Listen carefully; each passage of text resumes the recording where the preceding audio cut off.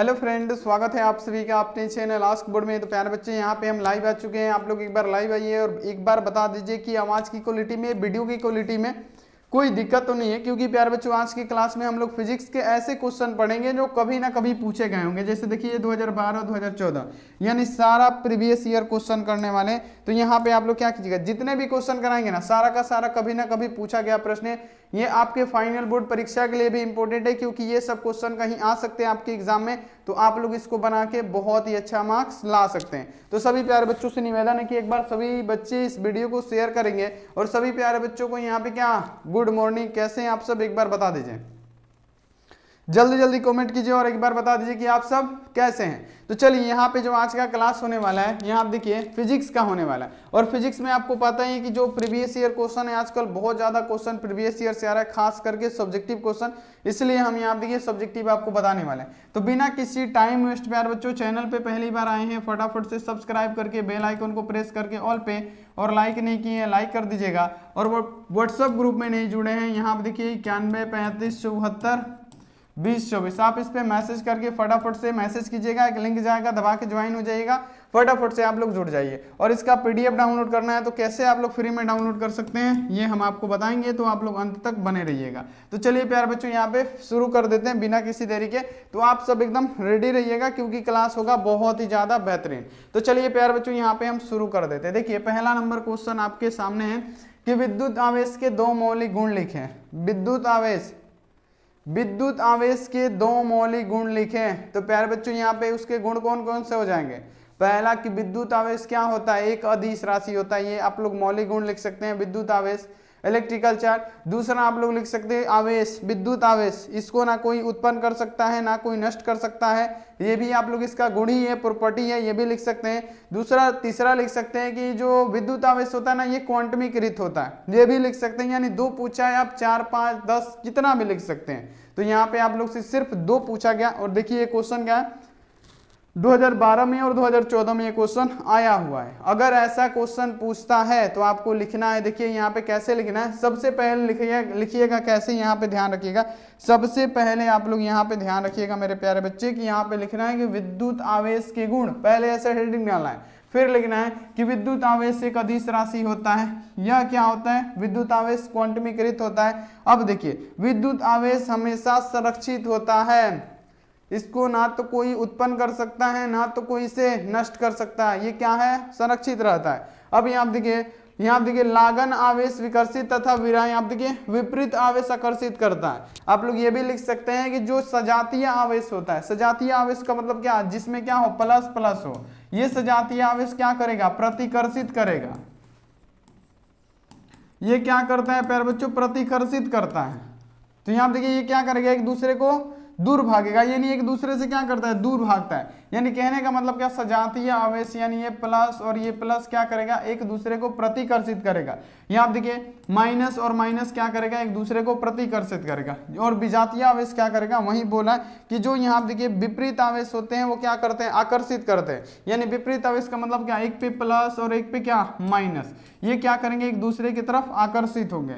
यहाँ देखिए माइनस और प्लस क्या होंगे, ये एक दूसरे से आकर्षित करेंगे। यानी कहने का मतलब यह है कि विद्युत आवेश के दो मूल, यहाँ देखिए 2 पूछा गया है। आप लोग अगर 4 पूछ देगा तो 4 लिख दीजिएगा, 10 पूछ देगा तो 10 लिखिएगा। कि आवेश जो होता है, विद्युतीय आवेश अदिश राशि होता है, यह क्वांटमीकृत होता है।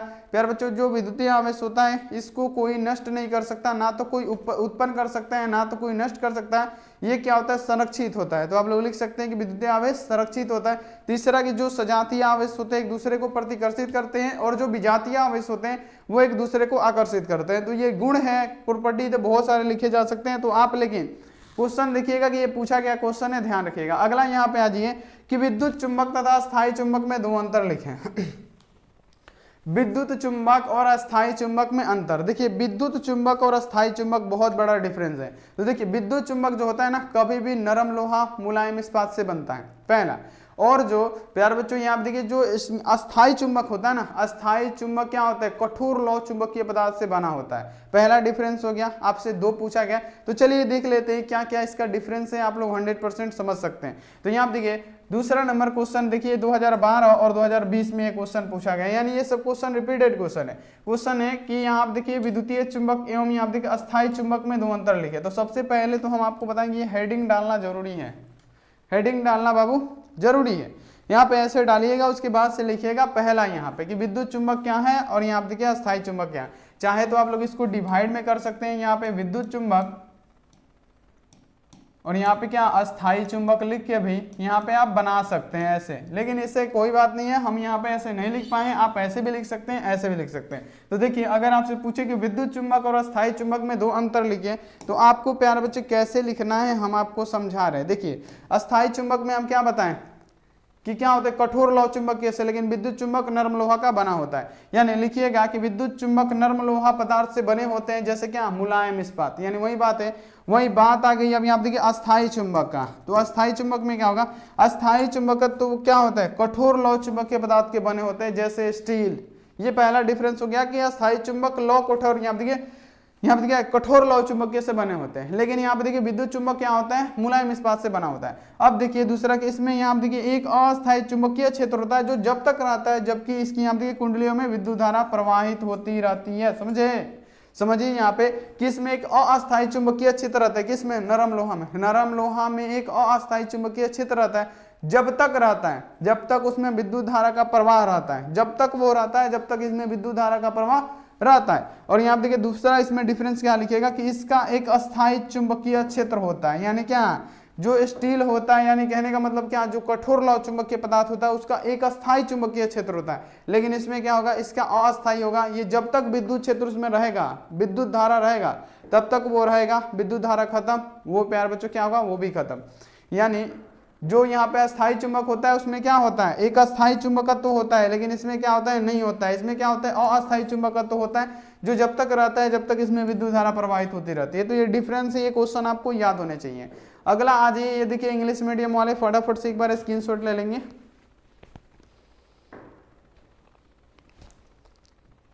चलिए अगला क्वेश्चन आ जाइए। अगला क्वेश्चन है कि प्रकाश का पूछा जा रहा है कि परिवर्तन क्या है। बाबू 2 से 3 बार मेंशन करना भूल गए, कम से कम पूछा गया होगा ना, तो 2 से 3 बार ये क्वेश्चन पूछा गया होगा, विश्वास बना के रखिए।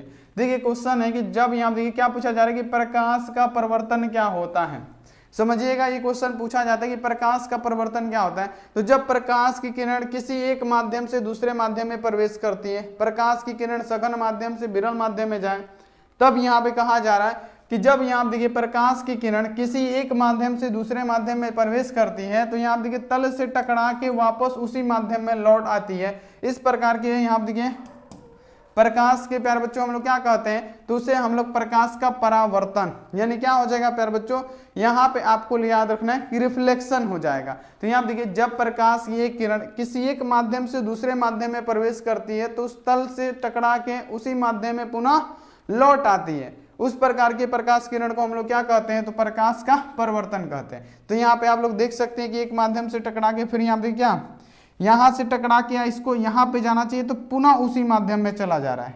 यहाँ देखिए आपतित किरण क्या हो रहा है, परिवर्तित हो जा रहा है, यानी इससे टकरा के कहाँ चल जा रहा है, इसी दिशा में चल जा रहा है, यानी उसी माध्यम में आ जा रहा है। देखिए यहाँ पे कि जब प्रकाश की किरण किसी एक माध्यम में दूसरे माध्यम में प्रवेश करती है, एक माध्यम से दूसरे माध्यम में प्रवेश करना चाहती है, तो क्या होता है, तो वो यहाँ पे क्या होती है, तल से टकरा के, यानी ये तल है, इससे टकरा के क्या वापस उसी माध्यम में लौट जाती है, फिर यही माध्यम में क्या हो गई, लौट आती है। इसी घटना को हम लोग यहाँ प्रकाश का परिवर्तन कहते हैं। तो यहाँ पे आपको याद कर लेना है कि अगर यहाँ देखिए प्रकाश पड़ा, शीशे में टकराया, फिर क्या उसी में वो लौट गया, यानी प्रकाश टकरा के क्या होता है, लौट जाता है, उसे क्या कहते हैं हम लोग, उसे कहते हैं बाबू यहाँ पे याद रखना है कि प्रकाश का परावर्तन, यानी क्या उसका लौट जाना वापस। परिवर्तन का मतलब होता है प्रकाश का पुनः लौट जाना।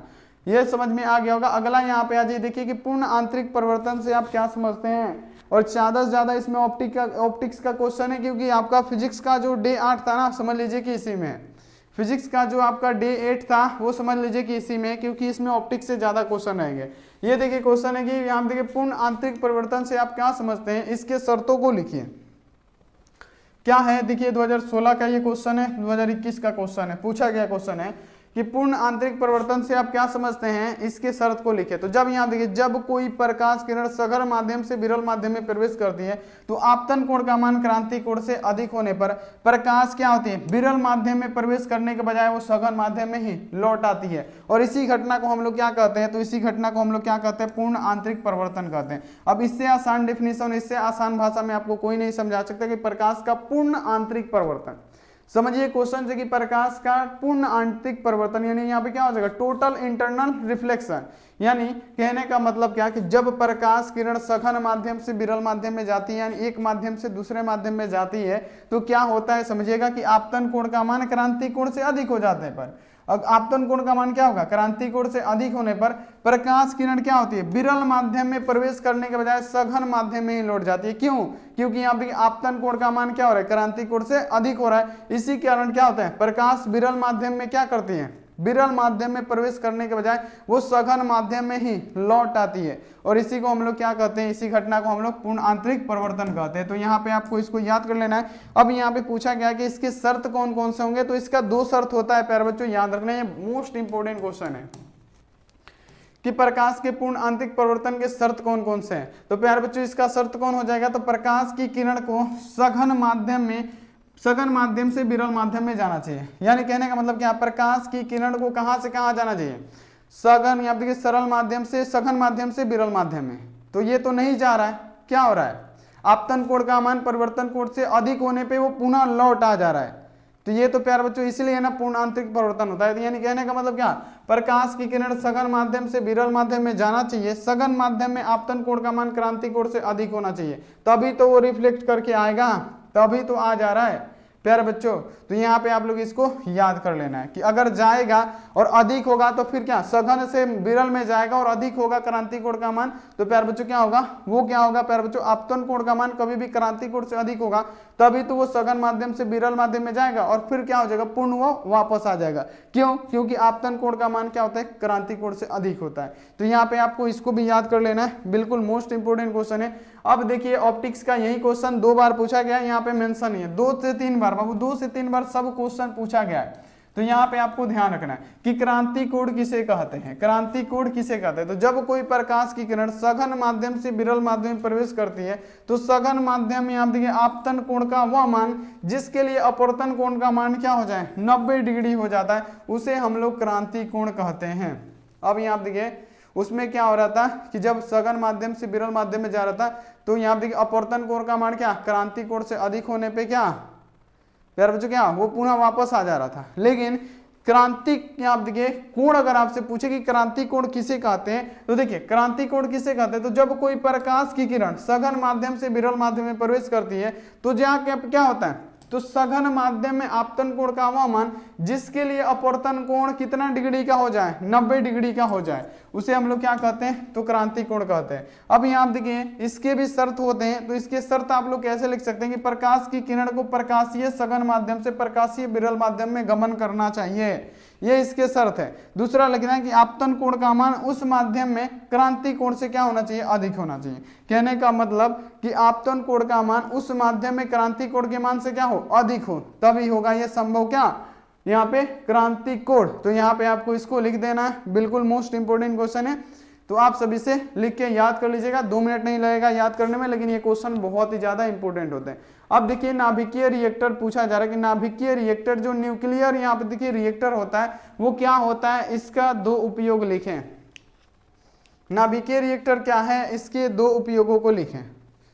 नाभिकीय रिएक्टर क्या है, इसके 2 उपयोग लिखें। तो देखिए नाभिकीय रिएक्टर क्या होते हैं, नाभिकीय रिएक्टर एक यंत्र है जिसमें नाभिकीय विखंडन की यहाँ देखिए यांत्रिक श्रृंखला प्रतिक्रिया के द्वारा ऊर्जा उत्पन्न किया जाता है, उसे हम लोग क्या कहते हैं, नाभिकीय रिएक्टर कहते हैं।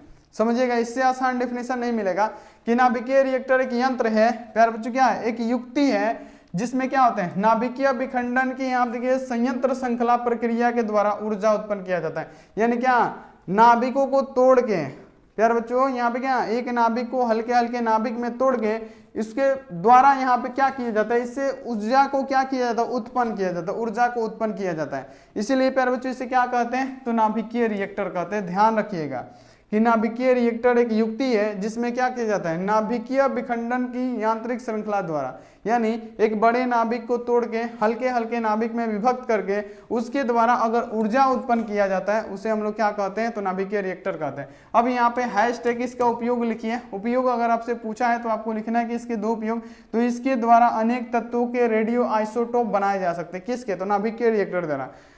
उसके द्वारा क्या, अनेक तत्वों के क्या, रेडियो आइसोटोप बनाए जाते हैं। पहला यहाँ पे इसका उपयोग, इसके द्वारा विद्युत शक्ति उत्पन्न की जाती है। किसके द्वारा, तो यहाँ देखिए नाभिकीय रिएक्टर द्वारा। तो अगर आपसे पूछ दे ये क्वेश्चन, ये बाबू इसमें से तो जरूर पूछेगा। ये क्वेश्चन आपको 10 बताने वाले हैं, ज्यादा क्वेश्चन नहीं लिख पाए थे प्यारे बच्चों, तो यहाँ आप देखिए 10 ही क्वेश्चन लिख पाए, लेकिन 10 में से जरूर क्वेश्चन आएगा। जरूर आप लोग इसको याद कर लीजिएगा, याद करने में 5 मिनट भी नहीं लगेगा आपको। तो यहाँ आप देख लीजिए, इसके द्वारा अनेक रेडियो तत्व आइसोटोप किए जाते हैं और इसके द्वारा विद्युत शक्ति भी उत्पन्न की जा सकती है। तो ये भी आप लोग याद रखिएगा।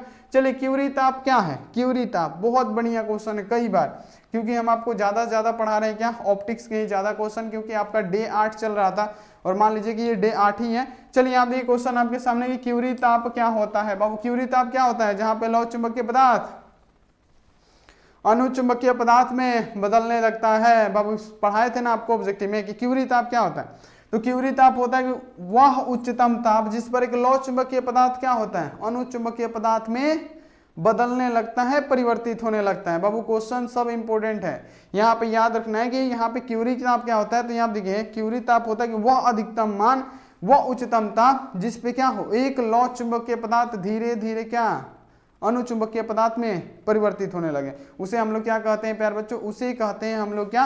तो यहाँ पे याद रखना है क्यूरी ताप। जैसे यहाँ देखिए 770 डिग्री सेल्सियस, 770 डिग्री सेल्सियस के ऊपर तापक्रम पे अगर टेम्परेचर जाएगा ना, तो यहाँ पे क्या होगा, एक लौह चुंबकीय पदार्थ अनुचुंबकीय पदार्थ में कन्वर्ट होने लगा। 770 डिग्री के सेल्सियस के नीचे ही रहना चाहिए, तभी प्यारे बच्चों क्या होगा, एक लौह चुंबकीय पदार्थ रह पाएगा। अगर 770 डिग्री के सेल्सियस के ऊपर जाता है तापक्रम, तो आपका क्या होगा, लौह चुंबकीय पदार्थ जो होगा कन्वर्ट होने लगेगा किसमें, अनुचुंबकीय पदार्थ में। तो ये सब क्वेश्चन भी आपको याद रखना है। तो यहाँ पे आपको क्यूरी ताप पता लग गया, क्यूरी ताप होता है 770 डिग्री सेल्सियस। इसके अगर यहाँ देखिए नीचे रहेगा तो लौह चुंबकीय पदार्थ रहेगा, इसके ऊपर ताप जाएगा अनुचुंबकीय पदार्थ में बदलने लगेगा। अब देखिए, अब यहाँ पे लिखा गया कि अर्थात यदि हम किसी लौह चुंबकीय पदार्थ को गर्म करते हैं, समझिएगा क्वेश्चन को कैसे लंबा किया जाता है ये आप लोग हमसे भी सीख सकते हैं। जो आपको समझाते हैं ना वो समझाना ही लिख दीजिएगा ना, 100% आपका नंबर मिल जाएगा। जैसे हम आपको समझा रहे, मान लीजिए कि वह उच्चतम ताप जिसपे क्या, जब यहाँ देखिए किसी भी लौह चुंबकीय पदार्थ को गर्म किया जाता है, यहाँ देखिए इतना गर्म कि वो 770 डिग्री की सेल्सियस के ऊपर चला जाए, तो वो लौह चुंबकीय पदार्थ क्या होने लगेगा, अपना चुंबकत्व खोने लगेगा और वो आस्ते आस्ते अनुचुंबकीय पदार्थ में परिवर्तित होने लगेगा। तो इसी को हम लोग क्या कहते हैं, क्यूरी ताप कहते हैं। तो आप लोग अपने से भी बना के लिख सकते हैं। जैसे यहाँ देखिए अर्थात में आपको लिखना है कि यदि हम किसी लौह चुंबकीय पदार्थ को गर्म करते हैं, तो जो लौह चुंबकीय पदार्थ होता है ना, उसके गुण एक निश्चित ताप पर नष्ट हो जाते हैं। निश्चित ताप क्या है, 770 डिग्री के नीचे रहेगा तो लौह चुंबकीय, ऊपर जाएगा नष्ट होने लगेगा, तथा लौह चुंबकीय पदार्थ अनुचुंबकीय पदार्थ में क्या होता है, बदलने लगता है। बात तो वही है, सिर्फ अर्थात अर्थात देखिए लिखते रहिए, बिल्कुल आपको नंबर मिलता रहेगा। चलिए, खतरे का संकेत लाल क्यों होता है, कोई बच्चा बताएगा। हम आपको कितनी बार ऑब्जेक्टिव में चिल्ला चिल्ला के ये क्वेश्चन भी बताए थे कि खतरे का संकेत लाल आखिर क्यों होता है, खतरे का संकेत लाल क्यों होता है। तो प्यारे बच्चों, खतरे का संकेत लाल होता है क्योंकि इसका क्या होता है, तरंग दैर्ध्य सबसे ज्यादा होता है। मेन पॉइंट यही होता है। क्या होता है प्यारे बच्चों, खतरे का संकेत लाल क्यों होता है, क्योंकि इसका तरंगदैर्ध्य अधिक होता है। देखिए, खतरे का संकेत लाल होता है क्योंकि इसका तरंगदैर्ध्य क्या होता है, सबसे अधिक होता है और प्रकीर्णन सबसे कम होता है। प्रकीर्णन क्या, विचलित कम होगा। तो बैगनी रंग होगा वो विचलता ज्यादा है, फैलता ज्यादा है, लेकिन लाल रंग कम फैलता है। लाल रंग कम फैलता है, तरंगदैर्ध्य ज्यादा होता है। और यहाँ देखिए, अतः लाल रंग यहाँ देखिए दूर से भी स्पष्ट देखा जा सकता है। यही कारण है कि खतरे के संकेत को लाल रंग दिया गया है, यानी खतरे का संकेत लाल रंग। ये यहाँ पे देखिए 2030 में भी शायद पूछा गया था। ये बहुत बढ़िया क्वेश्चन है, याद कर लीजिएगा, मोस्ट इंपोर्टेंट क्वेश्चन है कि लाल रंग खतरे का संकेत क्यों होता है। तो खतरे का संकेत लाल रंग इसीलिए होता है क्योंकि लाल रंग का तरंगदैर्ध्य ज्यादा होता है और जो यहाँ देखिए जो फैलने की क्षमता होती है ना, विचलन, वो बहुत ही कम होती है, वो विचलित बहुत ही कम होती है, फैलती बहुत ही कम है।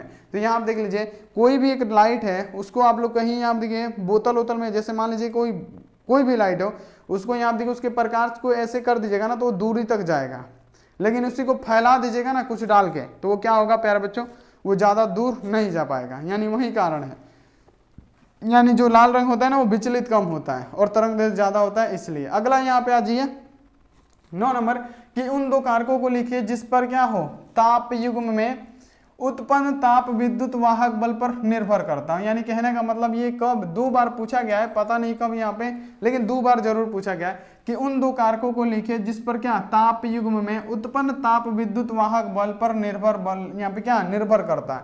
यानी कहने का मतलब क्या, उन दो कारक को बताइए जिस पर ताप युग्म में उत्पन्न ताप विद्युत वाहक बल पर निर्भर करता है। कौन कौन, तो जंक्शन तापक्रम पर निर्भर करता है। दूसरा लिखना है कि जिस धातु का जंक्शन बना होता है उसकी प्रवृत्ति पर भी निर्भर करता है कि वो प्यार बच्चों जंक्शन किस धातु का बना हुआ है। तो यहाँ पे आप लोग इसको ये लिख दीजिएगा, ये भी मोस्ट इंपोर्टेंट क्वेश्चन है। और यहाँ पे देखिए अगला क्वेश्चन यहाँ पे आ जाइए 10 नंबर की, आकाश का तरंग नीला, यहाँ पे देखिए आकाश का रंग नीला क्यों होता है, आकाश नीला क्यों दिखाई देता है, पीला क्यों नहीं दिखाई देता, काला क्यों नहीं दिखाई देता।